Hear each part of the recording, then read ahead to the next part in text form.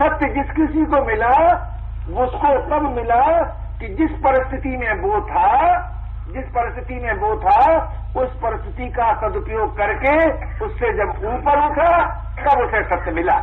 इसलिए भाई आपको अगर वर्तमान में सिद्धि प्राप्त करना है तो घर से निर्मम होकर यहाँ आके बैठ जाओ। अगर उसी क्षण सिद्धि न हो जाए तो फांसी लगाओ, उसी क्षण सिद्धि हो जाएगी।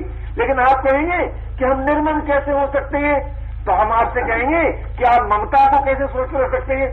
अगर आप निर्मम नहीं हो सकते तो आप ममता को कैसे सुरक्षित रख सकते हैं। हाँ, ये बात कर सकते हैं कि वस्तु तो नहीं रहेगी, ममता रह जाएगी। वस्तु तो नहीं रहेगी, संबंध रह जाएगा। तो बिना वस्तु के संबंध रखने में, बिना वस्तु के ममता करने में हमारा जीवन बीता जा रहा है भाई। यही कारण है कि सिद्धि नहीं होती।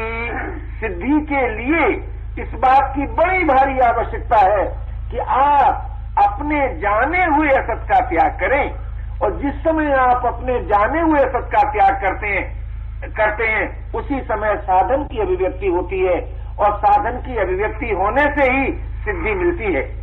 हमारे धर्म प्रचारकों ने, जो आधुनिक धर्म प्रचारक जो हैं, उन्होंने हर भाई के मन में दो बातें बड़े जोर से बिठा ली। 40-50 वर्ष हो गए लोगों को प्रचार करते हुए, भाई किसी वस्तु को अपना मत मानो, अपना मत मानो। लेकिन जब किसी मजदूरी को नौकरी देते हैं तब, अरे भाई तुम्हें नहीं मालूम है ये धर्म का काम है। यानी मतलब ये धर्म का काम है कि हर जगह अगर तुम्हें ज्यादा मिलता है उससे कम लो। इसमें किसका महत्व बढ़ा? इसमें किसका महत्व बढ़ा? उसी पैसे का। और है किसका? बोले हमारा बिल्कुल नहीं है, पैसा हमारा नहीं है, लेकिन मजदूरी पूरी देने में धर्म के काम का बहाना लेते हैं। अरे भाई कम खर्च करो, कम खर्च। आजकल संयोग मालूम क्या, जिनके पास करोड़ों रुपया है तो कहते कम खर्च करो। किस बात में? कि 4 तरकारी खाते थे अब 2 खाएंगे, सिद्धि मिलेगी। अरे कम खर्च करने का से सिद्धि अगर मिलती, अगर कम खर्च करने सिद्धि मिलती तो कम खर्च तो हमेशा करते रहे आप। औरों के ऊपर कम खर्च का प्रयोग करते हैं कि नहीं? आज का मिलियनर क्या करता है? मजदूर के ऊपर कम खर्च का प्रयोग करता है। आज का मजदूर क्या करता है कि काम करने में कमी रखने का रोज प्रयत्न करता है कि कम से कम काम करना पड़े और ज्यादा से ज्यादा पैसा मिल जाए। तो कम खर्च करने से न सत्य मिलता है, अधिक खर्च करने से न सत्य मिलता है। सत्य मिलता है वस्तु को अपना न मानने से, अपना न मानने से। और ये साधन हमारे लिए बड़ा दुर्लभ हो गया। क्यों? अपना न मानना इतना दुर्लभ हो गया है, और इतना दुर्लभ हो गया है कि ईमानदारी से हम इस बात को नहीं मान पाते। अगर ईमानदारी से आप इस बात को मान लेते हैं तो लोभ का दोष चित्त में नहीं रहेगा, मोह का दोष नहीं रहेगा, काम का दोष नहीं रहेगा। मान लीजिए आप अभी मान लीजिए कि कोई वस्तु हमारी नहीं है, फिर देखिए आपके चित्त में विकार कैसे पैदा हो जाए। कभी विकार पैदा नहीं हो सकता। लेकिन इस बात को मानने से पूर्व हम कहते हैं बताओ वर्तमान में सिद्धि कैसे हो सकती है? तो सच बात है कि नहीं हो सकती। क्यों? हम अपने जाने हुए सत्य का त्याग नहीं कर सकते, इसलिए नहीं सिद्धि हो सकती।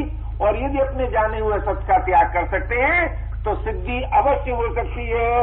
तो कहने का मेरा तात्पर्य था कि आज की साधन प्रणाली क्या है? आज की साधन प्रणाली यह है कि मोहवश घर में शासन किया है, मोहवश घर में शासन किया। अब चले धर्म कमाने, तो धर्म के नाम पर भी करेंगे शासन ही, सेवा नहीं करेंगे, निर्विमानता को नहीं अपनाएंगे, वहां भी एक सुंदर सा अभिमान रखेंगे। क्यों? हमने ज्यादा रुपया दिया है तो हमको ज्यादा अधिकार मिलना चाहिए, हम ज्यादा समय लगाते हैं तो हमारी ज्यादा बात चलनी चाहिए। और अगर कोई कहे कि अच्छा भाई देखो तुम्हारी ही बात चलेगी, तुम्हारी बात चलेगी, तब भय लगता है। क्यों? अपने पर विश्वास नहीं है कि हम इस बात को निभा सकते हैं। क्यों विश्वास नहीं है?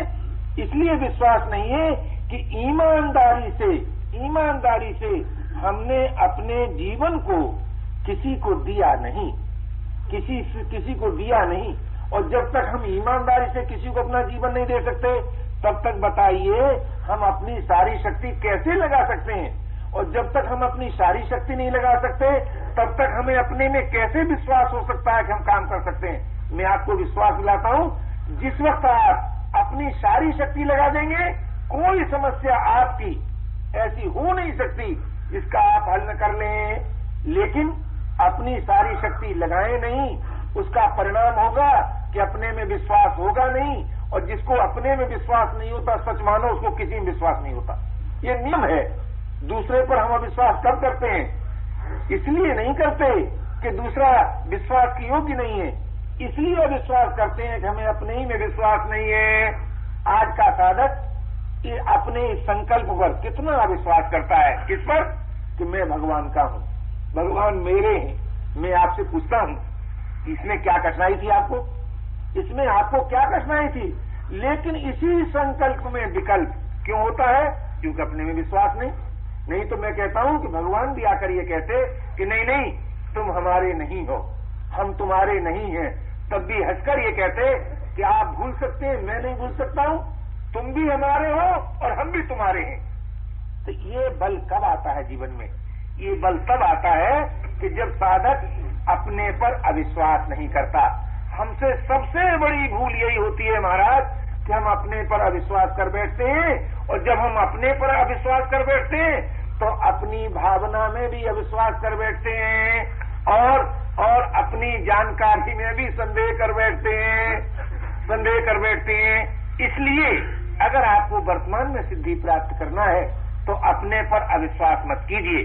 आप इस बात को कभी मत मानिए कि यदि मैंने ये कह दिया है कि हे प्रभु मैं तेरा हूं, तो किसी का साहस नहीं है कि इस संकल्प को तोड़ सके, इस विश्वास को तोड़ सके। क्यों? मैंने कह दिया है कि मैं तेरा हूं, मैंने कह दिया है कि मैं तेरा हूं। यदि मैंने ये स्वीकार कर लिया है कि कोई वस्तु मेरी नहीं है, तो संसार की शक्ति नहीं है कि मुझ में किसी वस्तु की ममता को लगा सके। आप सच मानिए, जिस समय आप अपने में विश्वास करके दृढ़ता पूर्वक अपनी किसी साधना को स्वीकार करेंगे, सिद्धि वर्तमान में होगी।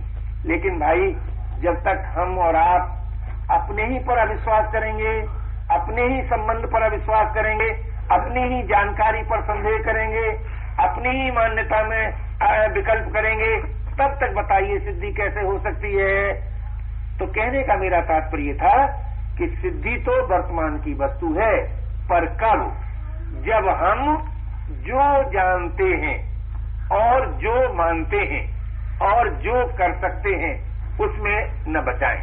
अब आप कहेंगे कि हम जो जानते हैं उसको मान लें, इसके लिए हमें क्या करना है? एक ध्यान तो दीजिए, साधन का अगर आप साधन ढूंढते रहेंगे तो साधन कभी नहीं होगा। क्यों? साधन कहते ही उसको है कि जिसको आप कर सकें, तो आप अपनी रुचि, योग्यता, सामर्थ्य के अनुसार किसी एक साधन के संबंध में ये निर्णय कर लीजिए कि ये हम जरूर करेंगे। वो साधन चाहे जैसा हो, चाहे जिस मत के अनुसार हो, चाहे जिस विचारधारा के अनुसार हो, उसकी आप चिंता न करें। आप अपना कोई साधन ये निर्णय कर लीजिए कि ये हम कर सकते हैं, जिसके संबंध में आप ये न कह सकें कि इसमें हमारा मन नहीं लगता, इसमें हमको विश्वास नहीं है, ये हमारी सामर्थ्य के बाहर नहीं है। ये तीन बातें न कर सकें जिस साधन के संबंध में, साधन चाहे जैसा हो उसको आप स्वीकार कीजिए, आपको वर्तमान में सिद्धि मिलेगी। लेकिन भाई, जब आप किसी भी साधन के करने में अपने को समर्थ नहीं मानते, किसी भी साधन में आप विकल्प रहित विश्वास नहीं करते, कोई भी साधन आपको रुचिकर नहीं है, तो जब साधन ही रुचिकर नहीं है, जरा सोचिए, तो सिद्धि हो कैसे? सिद्धि में बाधक ये नहीं है कि आपने अमुक साधन नहीं किया, ये चीज सिद्धि में बाधक नहीं है। सिद्धि में बाधक यह है कि कोई भी एक साधन आपको पूरा कर देना चाहिए जिसमें आपकी रुचि हो, जिसमें आपको संदेह न हो, जो आपकी सामर्थ्य के अनुसार हो, कोई भी साधन। इसी का नाम है मानव सेवा संघ की साधन प्रणाली। कल मुझसे कुछ लोग बात कर रहे थे, तो मैंने उनसे कहा कि भाई देखो, मानव सेवा संघ के आश्रम में किसको रहना चाहिए? तो मैंने उनसे कहा कि कम से कम उस साधक में एक उदारता अवश्य हो। वो क्या? कि वो अपने मत, अपनी विचारधारा, का बोझा दूसरे के ऊपर न लादे, और उसमें इतनी ईमानदारी हो इस बात के लिए कि भाई चाहे हम ईश्वरवादी हैं और आप भले ही अनीश्वरवादी हैं, हम आपसे कभी इस बात पर जोर नहीं डालेंगे कि आप भी ईश्वरवादी हो जाइए, और अनीश्वरवादी कभी इस बात पर जोर न डाले कि आप अनीश्वरवादी हो जाइए। एक बात पर जोर डाले कि जो बात हम मानते हैं, जो बात हम जानते हैं, उसके द्वारा हम इतना अपने को इतना सुंदर बनाएं कि हमारी सुंदरता दूसरों के लिए हितकर सिद्ध हो जाए, उपयोगी सिद्ध हो जाए। ऐसे व्यक्तियों की यहाँ रहने की आवश्यकता है। ऐसे व्यक्तियों की आवश्यकता नहीं है जो यहाँ बैठकर ये मिथ्या अभिमान करें कि हमारे सिद्धांत को सारा संसार मान ले। जरा सोचो तो सही मेरे भाई, आज तक कोई ऐसा हुआ कि जिसके सिद्धांत को सारे संसार ने मान लिया हो? और आप जिस अपने मत को, जिस अपने साधन को सारे संसार को मनाना चाहते हैं, कि आप अपनी पत्नी को भी मना सके, आप अपने पुत्र को भी मना सके, और उसी साधन को क्या आप अपने जीवन में पूर्ण रूप से मना सके? जिस साधन को हम अपने जीवन में नहीं मना सके, जिस साधन को हम अपनी कुटुंबियों के जीवन में नहीं मना सके, उस साधन का हम दम भरते हैं कि सारे संसार में फैला देंगे। बिल्कुल झूठी बात, बिल्कुल झूठी बात। और इसी दोष से महाराज आज मजहब असफल हुआ, आज मजहब असफल हुआ, और हमारी पार्टी ही संसार में शांति की स्थापना कर सकती है, हमारी ही पद्धति सबको शांत दे सकती है। इसी ममता और इसी अभिमान से राष्ट्र असफल हुआ, और इस असफलता मिटाने के लिए सच पूछो भाई मेरे, मानव सेवा संघ का प्रादुर्भाव हुआ कि जीवन में राष्ट्र के होते हुए असफल, संप्रदाय और मजहब के होते हुए असफल, उस वो असफलता का कारण क्या है? उस असफलता का एकमात्र कारण यह है कि हम अपनी पद्धति से संसार को सुंदर बनाना चाहते हैं, और प्रत्येक व्यक्ति में जो एक अपनापन, एक व्यक्तिगत जो उसका सत्य है, उसका व्यक्तिगत जो उसकी एक रुचि है, बोले उसके द्वारा उसे सत्य का अनुभव नहीं करने देते, सत्य को प्राप्त नहीं करने देते। तभी तो लोग दिन रात सिखाने के ढेर में लगे रहते हैं। मैं तो सच कहता हूं आपसे, आप लोगों के संपर्क से कहिए, अथवा कोई मेरी अपनी निर्बलता मान लीजिए कि जो मैं आपसे ये कहता हूं कि आपको ये करना चाहिए, ये बात कहना ही दूसरे के साथ बहुत बड़ा अन्याय करना है। कहना फिर क्या चाहिए? कहना ये चाहिए कि भाई जो तुम कर सकते हो उसके द्वारा तुम अपने को सुंदर बनाओ, जो तुम जानते हो उसके द्वारा तुम अपने को सुंदर बनाओ, जो तुम मानते हो उसके द्वारा तुम अपने को सुंदर बनाओ। इस प्रकार की सद्भावना को लेकर जो मानव सेवा संघ नीति के अनुसार आश्रम में रहेगा, सच मानिए वो तो सिद्ध हो ही जाएगा, इसमें तो संदेह है ही नहीं, और उसके द्वारा लोक का बहुत बड़ा हित होगा। और अगर आपने भीतर से तो कुछ और रखा और ऊपर से कौन है साहब? बोले हमने मानव सेवा संघ को जीवन दिया है। कौन है साहब? हम मानव सेवा संघ की कार्यकारिणी के सदस्य हैं। बहुत ठीक, बड़ी सुंदर बात, आप कार्यकारिणी के सदस्य हैं, लेकिन आपका जीवन क्या है? कि जीवन तो ये है कि दूसरे लोगों को हमारा ही सत्य मानना चाहिए।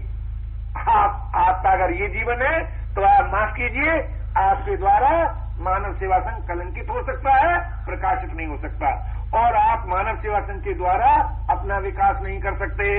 मानव सेवा संघ की साधन प्रणाली के संबंध में स्पष्ट ये नीति है, और वो ये नीति है कि प्रत्येक भाई साधन करने में समर्थ है, और प्रत्येक भाई को सिद्धि मिल सकती है, लेकिन किस साधन से? कि जिस साधन को वो कर सके। जिस साधन को वो नहीं कर सकता उससे सिद्धि नहीं मिल सकती। आप कहेंगे क्या कोई ऐसा भी साधन है कि जिसके लिए सभी इनकार कर दें? कोई ऐसा साधन नहीं है। प्रत्येक भाई के जीवन में, प्रत्येक बहन के जीवन में साधन सामग्री है, साधन करने की सामर्थ्य है, लेकिन किस साधन करने की सामर्थ्य है? कि उस साधन करने की सामर्थ्य है जिसे कि वो कर सकता है। इसलिए भाई यहाँ के सत्संग की विधि क्या होनी चाहिए? यहाँ के सत्संग की विधि ये नहीं होनी चाहिए कि हम तो जानते हैं और आप नहीं जानते हैं, आप नहीं जानते हैं और हम जानते हैं। यहाँ के सत्संग की विधि ये होना चाहिए कि जो आप जानते हैं, जो आप मानते हैं, जो आप कर सकते हैं, उसमें आपकी सद्भावना हो, उसमें आपकी निष्ठा हो। और दूसरी बात कि जो आप जानते हैं कहीं कहीं उसका आप विरोध तो नहीं करते, और जो आप मानते हैं उसमें कहीं आपके ही विवेक का विरोध तो नहीं है, और जो आप करते हैं उसमें कहीं आपके विवेक का विरोध तो नहीं है। मानने और करने में तो विवेक का प्रकाश होना चाहिए, विवेक का प्रकाश होना चाहिए। और जानने में जो भी आप जानते हैं उसमें अविचल श्रद्धा रखनी चाहिए, आस्था रखनी चाहिए, उसका प्रभाव होना चाहिए। हम सबको सिद्धि मिल सकती है। क्यों? मानव जीवन सिद्धि के लिए है, सिद्धि के लिए है। तो ये जो मानव जीवन है इसमें इस बात की आवश्यकता नहीं है कि हम किसी और के गुरु बने, हम किसी और के नेता बने। इसमें सबसे बड़ी आवश्यकता यह है कि हम अपने गुरु बनना सीखें, अपने नेता बनना सीखें, अपने को समझा बुझा सकें और अपने द्वारा अपने साधन का निर्माण कर सकें। ये बात सुनकर बहुत से भाई बहन संदेह नहीं करते हैं, न जाने क्यों नहीं करते हैं, पर बहुत से बहनों के मन में तो ये खास तौर से बात बैठी हुई है कि भला कोई अपना गुरु कैसे हो सकता है, बिना गुरु के भला ज्ञान कैसे हो सकता है। मैं आपसे पूछता हूँ, ईमानदारी से बताओ, तुमने गुरु तो बना लिया, गुरु तो बना लिया, दीक्षा भी ले ली, साधन भी करने लगे, सिद्धि हो गई। अगर गुरु बनाने मात्र से सिद्धि होती तो आपको हुई क्यों नहीं? इस सत्य का तो हम अनादर करें। और जो वास्तव में ये सत्य है कि अगर हम अपने गुरु बन जाते तो सिद्धि जरूर हो जाती। तो अपने गुरु बनने के लिए क्या करना पड़ता है कि अपना गुरु बनने के लिए अपने जाने हुए असत का त्याग करना पड़ता है, अपने विश्वास में अविचल श्रद्धा करनी पड़ती है और मिले हुए का सदुपयोग करना पड़ता है। तो भाई आज का जो मौलिक प्रश्न जीवन में है वो केवल इतना है कि हर भाई को, हर बहन को अपना गुरु बनकर अपने को सुंदर बनाना है। और संसार जो है वो किसी सिद्धांत को नहीं मानता, संसार पर प्रभाव होता है आपकी सुंदरता का, आपकी सुंदरता का प्रभाव होता है। और वो भी प्रभाव कब होता है आप जानते हैं? ईसा का व्यक्तित्व जब गल गया तब ईसा का प्रभाव हुआ महाराज। ये संसार ऐसी विचित्र चीज है, ऐसी विचित्र चीज है कि जीवित रहने पर विरोध करे और मरने के बाद पूजा करे। अगर ये कीमत आपको चाहिए तो आप सुधारकों में नाम लिखाइए। जीते जी आपका विरोध होता रहे और मरने के बाद आपकी पूजा हो ही जाएगी। इसलिए भाई संसार के सुधार का तरीका है अपना सुधार, और अपने सुधार का तरीका है कि जो आप जानते हैं उसका आप विरोध कभी मत कीजिए, उसमें आप संदेह कभी मत कीजिए। सारा संसार मिलकर आपसे कहे कि नहीं नहीं आप जो जानते हैं वो गलत जानते हैं। भाई ज्ञान कभी गलत नहीं होता, जरा ध्यान दीजिए, ज्ञान कभी गलत नहीं होता। जब ज्ञान गलत ही नहीं होता तब फिर आप कैसे अपने ज्ञान में संदेह करेंगे? और जो अपने ज्ञान में संदेह नहीं करेगा वो किसी वस्तु को अपना कह ही नहीं सकता। यही तो पहचान है अपने ज्ञान की। वो विवेक विरोधी कर्म कर ही नहीं सकता, वो विवेक विरोधी विश्वास जीवन में रख ही नहीं सकता। जिसके जीवन में विवेक विरोधी विश्वास नहीं रहता उसके जीवन में प्रभु विश्वास की अभिव्यक्ति होती है। जिसके जीवन में विवेक विरोधी संबंध नहीं रहता वो निर्विकार हो जाता है, निर्विकार हो जाता है। और जो विवेक विरोधी कर्म नहीं करता उसके द्वारा सुंदर समाज का निर्माण हो जाता है। अब जरा विचार तो कीजिए, सिद्धि में क्या प्रतिबंध है? सिद्धि में क्या प्रतिबंध है? अगर आप ये चाहते हैं कि सुंदर समाज का निर्माण हो, इसी क्षण से विवेक विरोधी कर्म का त्याग कर दीजिए। आप विवेक विरोधी कर्म का त्याग कर दीजिए। यदि आपके जीवन के द्वारा सुंदर समाज का निर्माण न हो तो जो चाहे सो कीजिए, अवश्य हो जाएगा, अवश्य हो जाएगा। अगर आप ये चाहते हैं कि आपके जीवन में निर्विकारता अभी आ जाए, विवेक विरोधी संबंध तोड़ दीजिए। अगर निर्विकारता ना आ जाए तो आप मुझको फांसी लगा दीजिए। अगर आप चाहते हैं कि आपके जीवन में प्रभु विश्वास दृढ़ हो जाए, कभी न हटे, तो आप विवेक विरोधी विश्वास छोड़ दीजिए।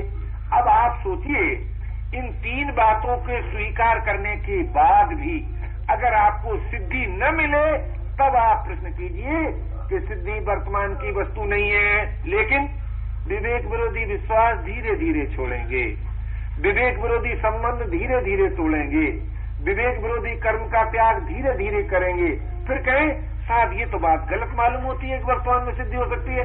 अरे बाबा, जो वर्तमान में करने की बात है उसे आप धीरे धीरे पर टालते हैं, उससे आप धीरे धीरे पर टालते हैं। वर्तमान में जो करने की बात है उसे आप वर्तमान में कर दीजिए, और फिर अगर वर्तमान में सिद्धि न हो तब आप प्रश्न कीजिए। मेरा तो ऐसा विश्वास है कि आप प्रश्नकर्ता नहीं रह जाएंगे, आप उसी समय उत्तरदाता हो जाएंगे। गुरु के मिलने का मालूम फल क्या है? गुरु हो जाना, गुरु हो जाना। तो उसी समय आप स्वयं उत्तर देने लगेंगे और कहेंगे बात ठीक है, सिद्धि वर्तमान में ही होती है, परंतु भाई मेरे, ये बात किसी और के दिखाने की नहीं, किसी और को समझाने की नहीं, ये बात स्वयं अपने द्वारा अपने को समझाने की है कि अगर हमारे हृदय में सुंदर समाज निर्माण न होने की बिथा है तो हम कभी विवेक विरोधी कर्म नहीं कर सकते। अगर हमारे हृदय में निर्विकार न होने की बिथा है तो हम कभी विवेक विरोधी संबंध नहीं रह सकते। अगर हमारे हृदय में प्रभु प्राप्ति न होने की बिथा है तो हम कभी विवेक विरोधी विश्वास नहीं रख सकते। देखिए, आस्तिक दर्शन का अर्थ है प्रभु विश्वास, अध्यात्म दर्शन का अर्थ है विवेक विरोधी संबंध का त्याग, और भौतिक दर्शन का अर्थ है विवेक विरोधी कर्म का त्याग। जो कर्म का क्षेत्र है वही भौतिक दर्शन है, और भौतिक दर्शन कुछ नहीं है। और उस भौतिक दर्शन की भी जीवन में वही स्थान है जो अध्यात्म दर्शन और आस्तिक दर्शन का है, और अध्यात्म दर्शन का भी जीवन में उतना ही आवश्यक स्थान है जितना कि भौतिक दर्शन का है। उसी प्रकार आस्तिक दर्शन का भी जीवन में उतना ही स्थान है। आज हमसे भूल क्या होती है? हम ये सोचने लगते हैं कि जो हमारी वर्तमान वस्तु स्थिति है बस यही सत्य है। ये सत्य नहीं है।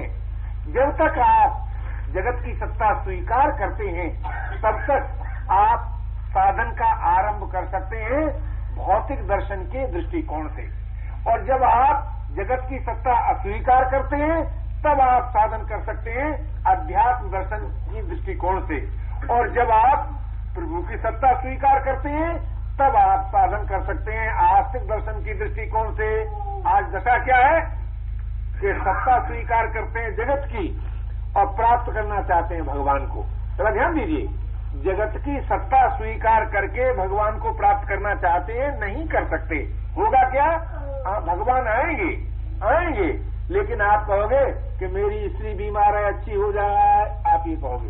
भगवान को प्राप्त करना चाहते थे क्या स्वस्थ स्त्री को देखना चाहते थे? जरा सोचिए। इसलिए भाई अपने दर्शन को आप देखो, अपने दर्शन को आप देखो। लोग अभी से कहने लगे कि शरणानंद का एक दर्शन है। भाई, शरणानंद का वही दर्शन है जो सबका दर्शन है। क्यों? शरणानंद का दर्शन क्या है? अपने दर्शन में श्रद्धा कर लो, शरणानंद का दर्शन आपने जान लिया है। और आप शरणानंद के दर्शन पर श्रद्धा करना चाहें और अपने दर्शन में अश्रद्धा करें, आपने शरणानंद के दर्शन को नहीं समझा। शरणानंद का केवल दर्शन इतना ही है कि हर भाई हर बहन अपने दर्शन पर अविचल श्रद्धा करे। दर्शन कहते हैं ज्ञान को, और ज्ञान कहते हैं, ज्ञान जो होता है वो विकल्प रहित स्वीकृति का दाता होता है। ज्ञान जो है ना वो विकल्प रहित स्वीकृति का दाता होता है। तो अगर आपका दर्शन जगत की सत्ता स्वीकार करता है तो आप घबराएं नहीं। आपके मिथ्या कहने से जगत मिथ्या नहीं हो जाएगा, आपके अनित्य कहने से जगत अनित्य नहीं हो जाएगा। आप घबराएं नहीं, और इस बात का विरोध भी न करें कि कोई मिथ्या क्यों कहता है। भाई, जिसके दर्शन में जगत मिथ्या है वो मिथ्या कहता है, और जिसके दर्शन में जगत मिथ्या नहीं है वो क्यों ऊपर से मिथ्या कहे जगत मिथ्या और लड़े रोटी के लिए।